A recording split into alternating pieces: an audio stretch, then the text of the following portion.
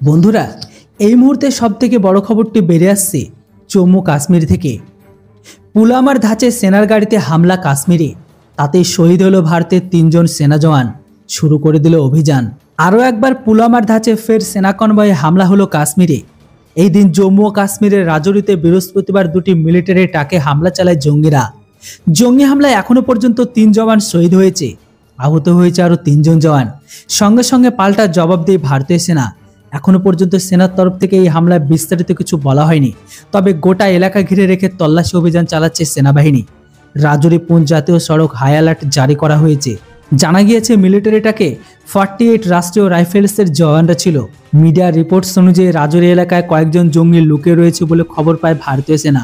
সেই মতন অপারেশনের নামে তারা কিন্তু সেখানে আগে থেকেই ফাঁদ পেতে রেখেছিল জঙ্গিরা। রাস্তার দুই পাশে রাইফেল থেকে গাড়িকে লক্ষ্য করে একের পর এক গুলি চালায় একাধিক জঙ্গিরা। সেই হামলাতে শহীদ হন 3 জন ভারতীয় জওয়ান।